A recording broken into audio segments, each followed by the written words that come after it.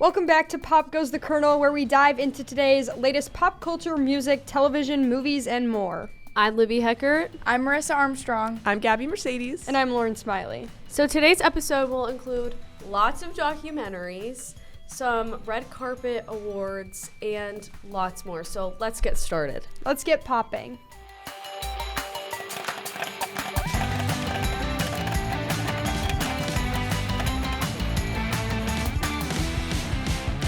The opinions expressed on this podcast are the speaker's own and don't uphold the opinions expressed by the Kentucky Kernel.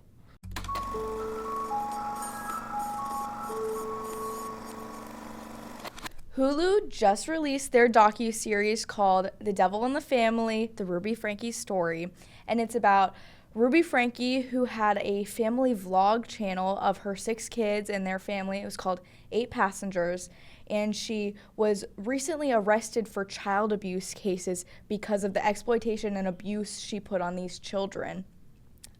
With her partner Jody Hildebrandt. It's a whole story. I watched the documentary. It was crazy to see because I remember watching some of their videos when I was younger on YouTube. They had over 3 million subscribers. It's honestly a crazy story. I think it shows how naive we were as kids watching, because I know if I go back and watch those vlogs now, there's some signs there that I would catch onto of child abuse. Like, I think, she announces to the vlogs that Chad didn't have a bed, one of her sons. Right. And as a kid, I was like, why isn't he sleeping in a bed? And I just went on about my day. Now at almost 20 years old, I would be like, oh my gosh, he should have a bed. Right. So the 2 oldest children of the family came forward in this docuseries, and they were interviewed about them realizing what was going on in the family. So Sherry and Chad shared their experiences, and some of the specific abuse cases that I want to talk about was that he was forced to sleep on a beanbag for 7 months. They took away his bedroom. He had to sleep in the basement on a beanbag. Also, one of the youngest kids forgot to pack her lunch for school one day, and Ruby refused to bring her food and left her child starving at school because it was her 4-year-old's responsibility to pack her own lunch. And just overall, there was physical abuse and torture within the family. It was just horrible to see. There were never before seen clips in this documentary of outtakes from the vlogs, and it was just so hard to see. I think that was not my favorite part, but it was cool to see in a documentary all the behind the scenes footage of her screaming at her children, because then it gets into perspective, oh crap, family vlogging isn't always rainbows, butterflies, and unicorns. She was terrible and torturing her children, and I think it was really cool to see the 2 oldest kids sharing their stories and really seeing how they see their mother now.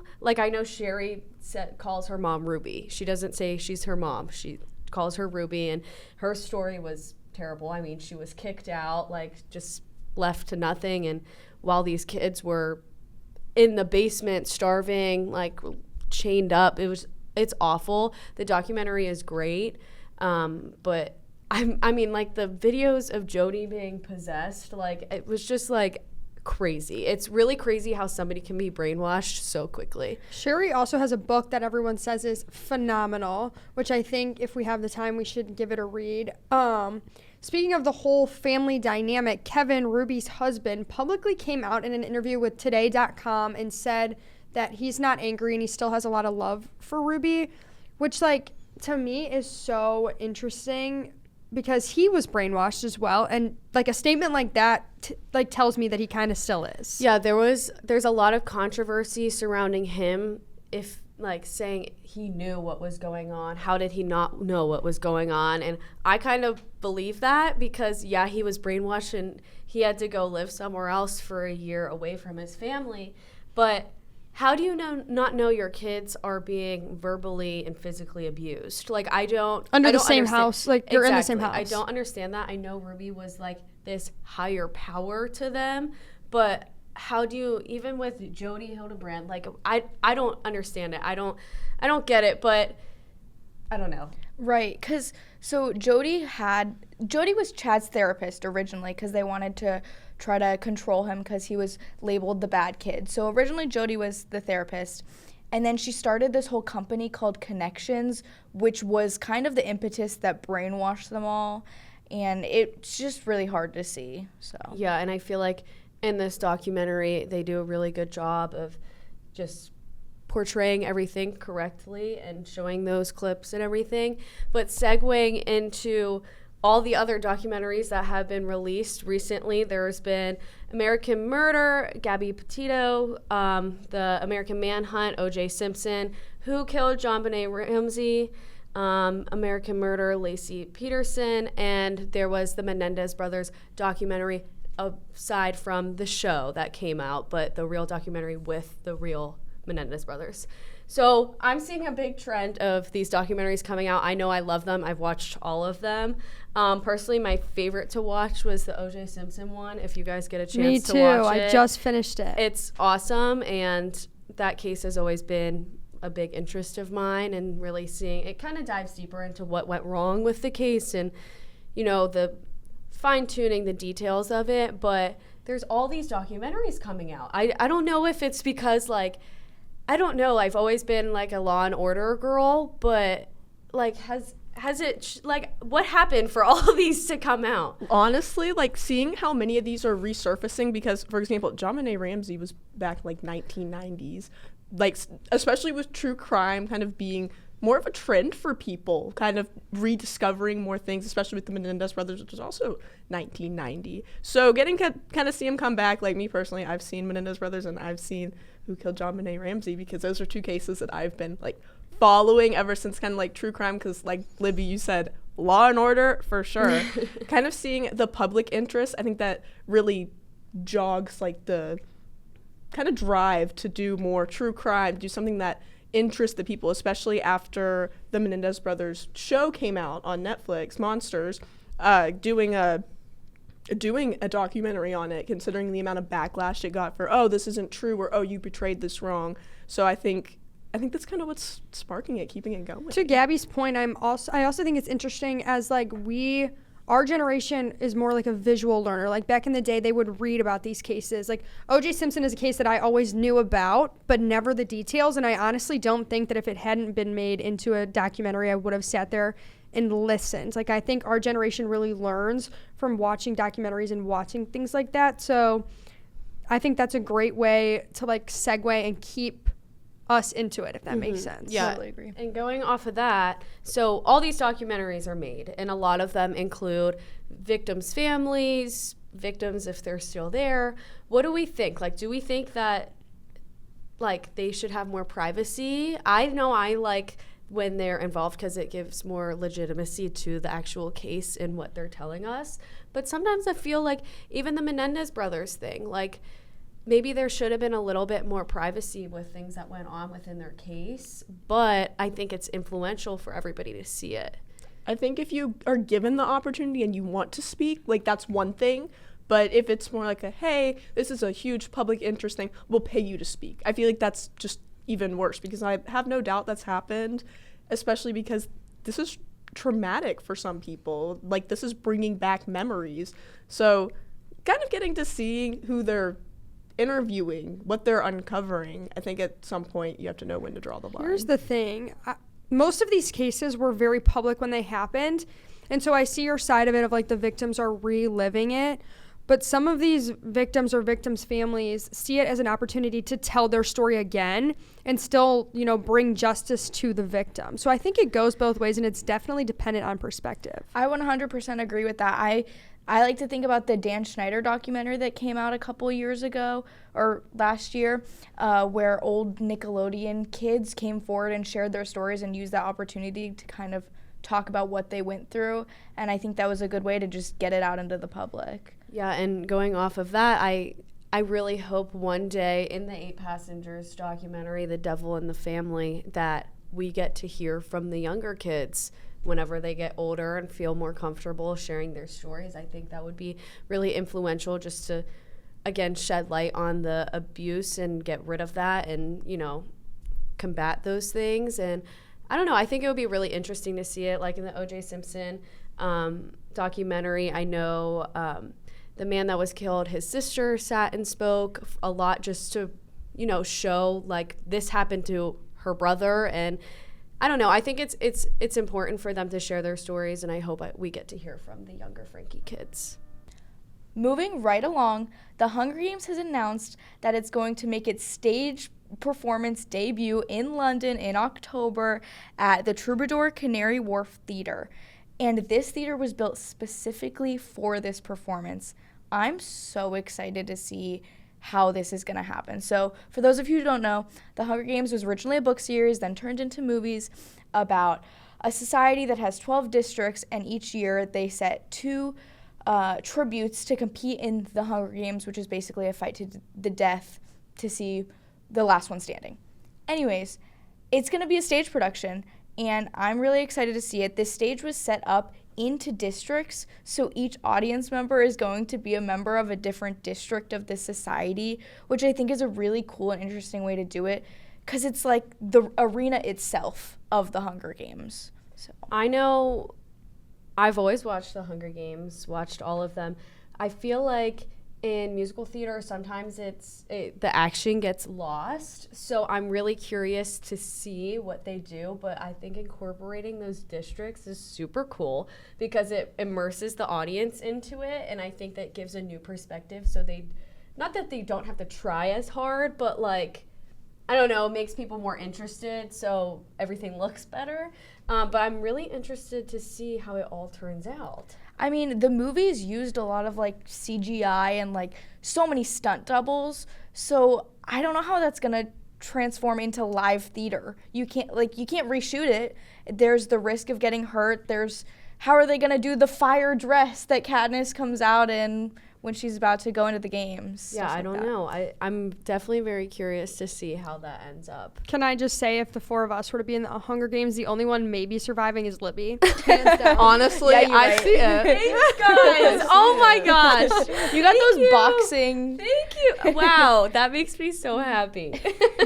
So for all of you Gossip Girl fans, Michelle Trachtenberg, who plays Georgina Sparks, passed away on Wednesday the 28th. She was 39 years old. You may know her from her role in Gossip Girl. I know that's where I know her from, or the Ice Princess. But yeah, it's sad. It's really sad. And a lot of the Gossip Girl stars took to their Instagram to really, share her memory and share how good of a person she was and how talented she was. And I think the biggest post I saw about it was Blake Lively posting and just saying how hard of a worker she was. And I know it's sad whenever these things happen because you never really think about them. And a big controversy with her death was she was not included in the Oscars memorial segment. And a lot of people were upset about that, which I don't understand why she wouldn't be included in that. I thought about that too. The only reason or excuse I can think of for them is, they already have the show scripted and they already have it all done. But I think it was kind of bush that she didn't make the cut. Yeah, I think, how hard is it? I mean, that's their job. When you're, what's the word I'm looking for? I don't know. When you're as big in the industry. Yeah, exactly. And whenever you're, celebrating somebody's life, it shouldn't be a hard thing to put that into a script. You know what I mean? Yeah. So, I don't know. I'm happy that all the stars are, showing her memorial and, just shedding light on how great of a person she was, but I think something definitely should have been said at the Oscars. I'm literally watching Gossip Girl for the first time, and I was so sad to hear that she passed away because you're right, she had such a key role. She played that villain role in Gossip Girl, and her character is so valuable and adds so much to the show, and she's just such a talented actress that I think she deserves more recognition.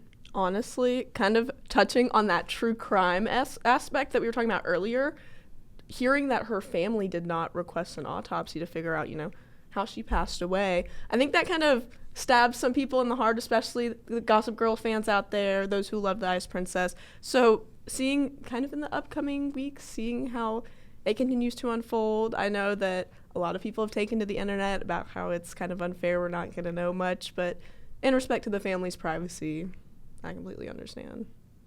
Staying on track with the Oscars, I want to touch on some of the awards. considering the way the previous award shows have been going, we kind of predicted that Wicked wasn't going to do so well, and they shocked us, or they at least shocked me. They pulled through in a variety of categories, and some of the other winners did as well. The Brutalist and Anora were constantly like hearing about them. They were the repeaters of the night. What do you guys think?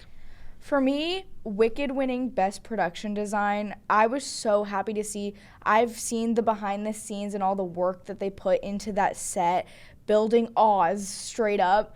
It was beautiful. They didn't use hardly any CGI. They didn't use green screen. All of the sets were hand built, and I'm so happy they won. My personal surprise happiness was Dune Part 2 winning the Best Visual Effects. If you know me, I might get hate for comparing these two, but I love me some Star Wars. And the vibes are kind of the same, like the effects and everything. So I was really happy to see them go home with that award. So, as you guys know, I'm a big musical fan.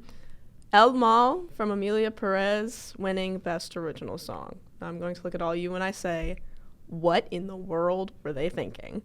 Because that song, hearing it, honestly, the entire movie, the entire musical itself, mediocre in my opinion. No shade to the talented actors or anything, but in particular, that song, some of the moves in it, she was dancing on a table, the lawyer was dancing on a table, the singing, it was something that got, I guess the term would be memed on social media. I say that with air quotes. Comparing to Wicked, ironically, being like, this is what's winning. So seeing it win Best Original Song was definitely like a stab in the heart. I would agree.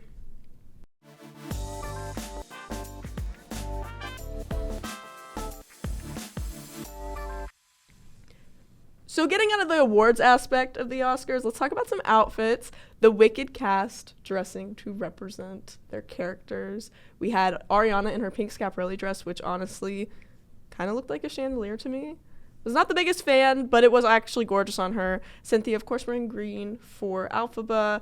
We had Marissa Bode, who played Nessa Rose, wearing ruby rose red. So for the shoes, how are we feeling? Did we love it? I loved all of them. I didn't love Ariana's at first glance, but the more that I looked at it, I absolutely loved it. It was one of my favorite looks of the night.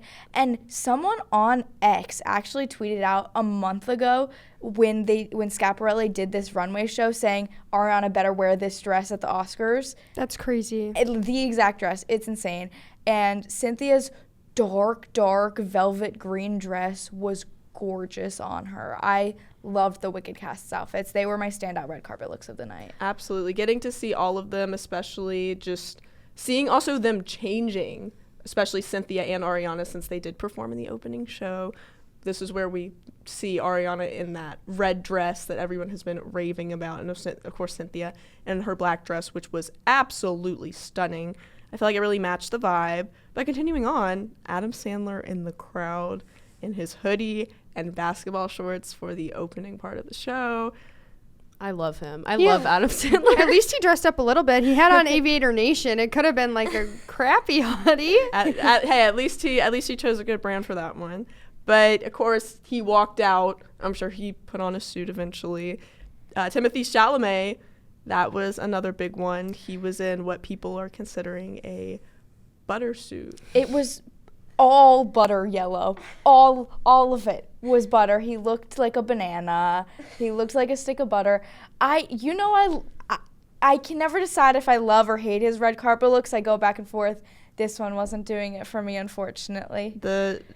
I don't know exactly what was in his mind with this Givenchy suit, but we all have our choices. Andrew Garfield in his brown suit. Me personally, I thought that was beautiful on him. I know he's a guy, but he looked really good in that brown suit, y'all. He looks good in brown.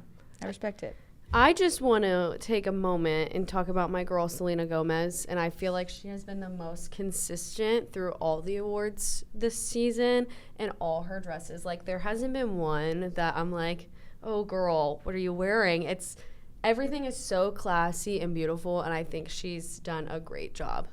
Absolutely. And of course, rounding it out for Wicked, which I think an award that absolutely stole the show, was Paul Tazwell from, of course, the Wicked cast, winning Best Costume Design. the first Black man to ever win the award. He was so emotional giving his speech. He was so passionate about what he made, the costumes he made, because he did a great job of portraying the story through the costumes. So for him to stand up there and literally make history, it just... He deserves a round of applause, let's be honest. Yeah.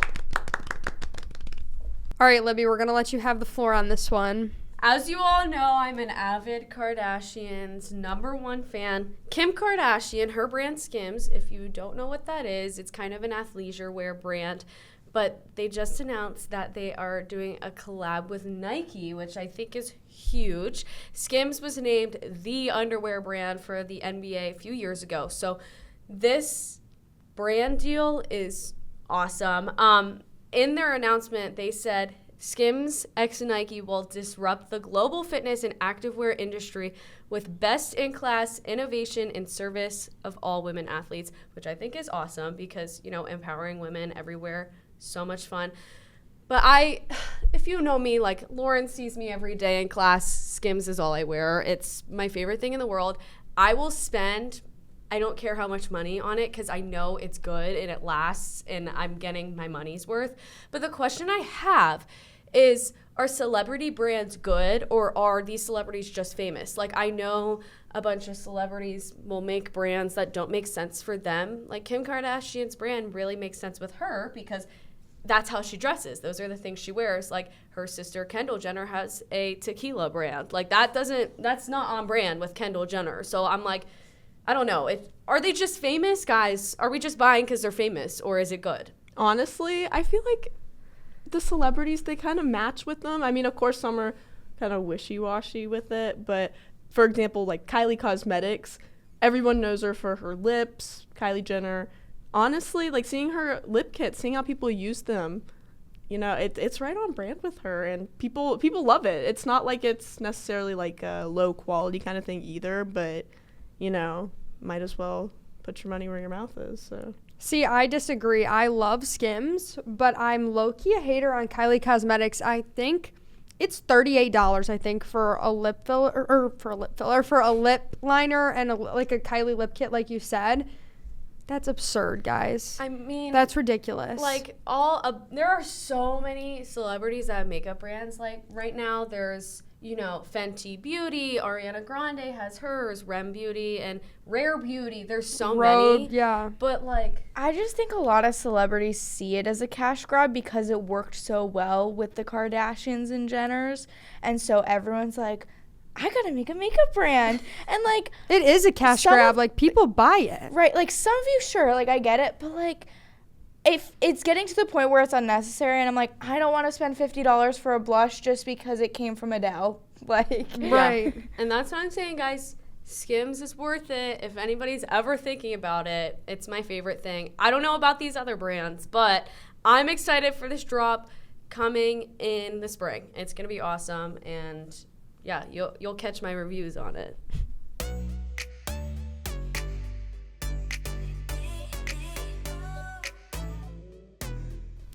Bruno Mars makes the Hot 100 with 3 different songs right now, one of them being Die With A Smile.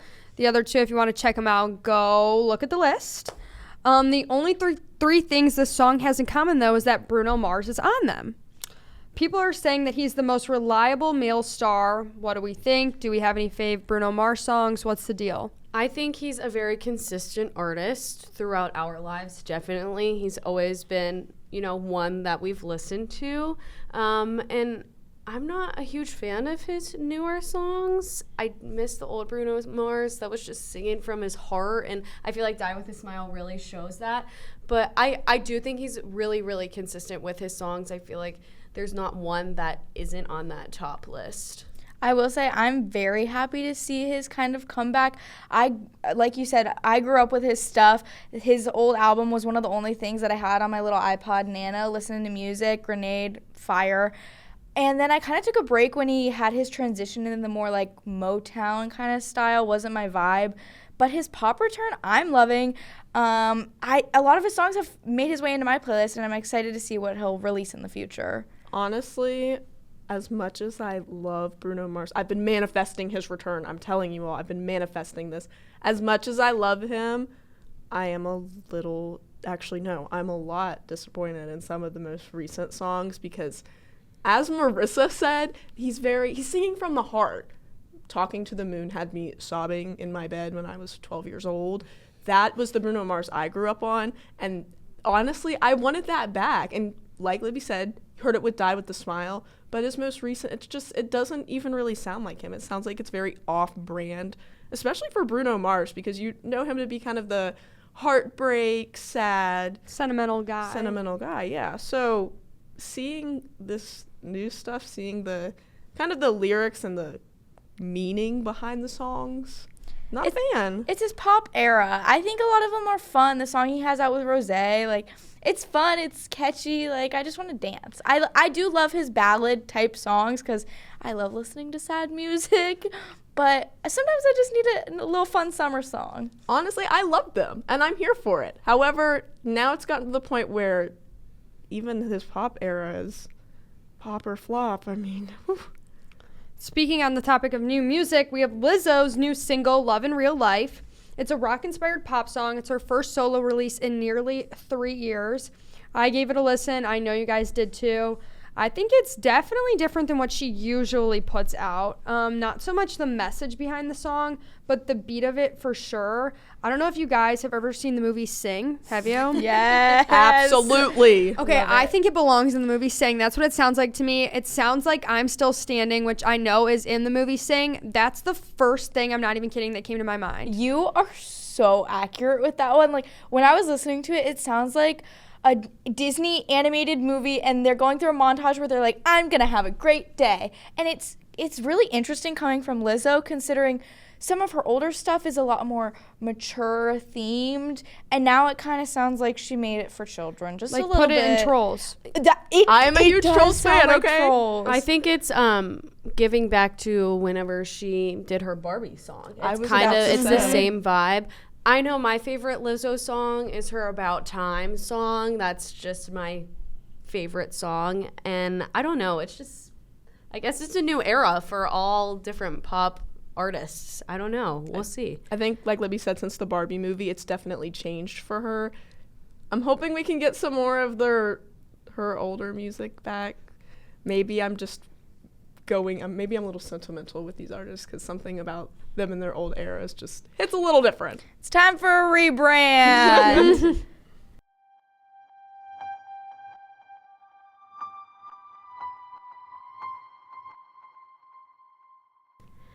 I got some sad news for middle school Libby. Starbucks is removing 13 drinks off of its menu. Oh.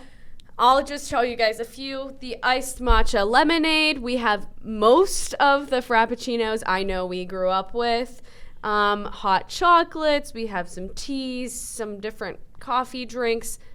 I don't know. I'm kind of sad. I haven't had a frappuccino since maybe 8th grade, but like, what? This is sad. Like, the double chocolatey chip cream frappuccino was my drink. That was the delicacy. only one I was allowed to have because it didn't have coffee in it when I was younger. It That's tastes like how a it- milkshake. That's exactly how it went. That was what you got when you went to Starbucks. 6th grade me would be rolling in her grave, kicking and screaming. I mean, I kind of wanted to experiment with them, and I really liked the caramel ribbon crunch one when it first came out.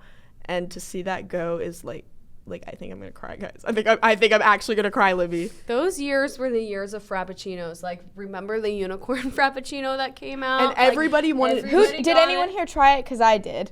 I did. It was not good. It was really bad. It made for a great it was picture, though. sour, It did. and like it did make for an amazing picture, and you know that's still on my Snap memories. The Starbucks secret menu, I will die on that hill. It got me through those middle school years. So to see all these coming off, maybe they'll make an appearance on the secret menu that we all know and love. But I know I have to go get one before. Like, maybe we need to it go today. closes. Maybe, honestly, we might do. have to. I haven't had a frappuccino in so long, and I feel like I just need to know what that feels like again, guys. Right. Speaking of the secret menu, do you think you'll still be able to make them? Like, technically, you can get a peppermint mocha year round. They just don't advertise it. Right. So could you still make a frappuccino on the secret menu, make it yourself? Do you think baristas will still be willing to do that?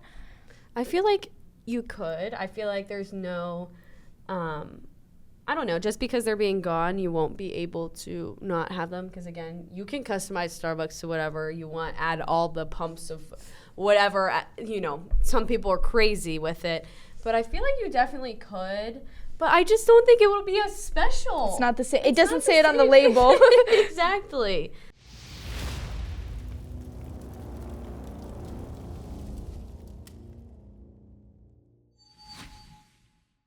It's getting hot in here. So hot. Speaking of hot, you know it, you love it. It's our hot takes. I'm going to start off, ladies. Going off of, the Oscars, award shows in general. We're kind of getting towards the end of that season. Hot take, opening shows for the awards are low-key drawn out and mostly done by comedians, and I'm not here for it anymore. I disagree. I love it because I'm not into like the Oscars or like I'm not a big movie girl. I'm not a big like award show red carpet girl. So I live for the opening, like Kevin Hart opening an award show. Like, put me on. I'll be there. Well, okay, I'll go next. Mine is Starbucks is not good. It's just convenient. I think this because it's so expensive. I drink their black coffee, just straight coffee. So Ew. It's mid. It's not like the best coffee I've ever had. So that's why they're everywhere. So that's why I think they're just convenient. Maybe it's because you're getting the black coffee, because I definitely disagree. You do have a point. They're pretty pricey. I know they also put a lot into it. So that's why I'm kind of like, maybe it's a little overpriced, but I wouldn't say it's like necessarily overhyped. I'm kind of here for it. I'm here for a good Starbucks. I don't know. I think if I'm going to get coffee, it needs to be good, and it's just like mid sometimes. I don't know. For me, I think men's red carpet looks are usually boring. I'm sick of seeing the plain black suit on the red carpet like Ethan Slater wore to the Oscars. I'm sick of it. I think they're boring. You can do so much. Look at these beautiful women showing up in these amazing, gorgeous gowns, and then he's there just in his plain black suit. See, I would rather a plain black designer tux or suit than the butter suit. You know what I mean? I would rather it be plain and classic than you try to do something and it just doesn't play to the crowd. Cough, cough, Timothy Chalamet. Circling back to the whole family vlogging situation, I think family vlogging is too much. It's an invasion of privacy, especially when the kids are so young and have no say in what they do or when they're on the camera. I 100% agree. I think it's so exploitative, and I think family vlogging channels need to stop, get shut down. I know YouTube's tried to shut them down in the past, but they're going to find a way. They're going to find a way to exploit their children if they want to. We hope you enjoyed this week's episode. Be sure to check out our website at kykernel.com. And follow us on all social media platforms. That's X, Facebook, Instagram, TikTok, YouTube, and Spotify. Thanks for tuning in to Pop Goes the Kernel. See y'all next week.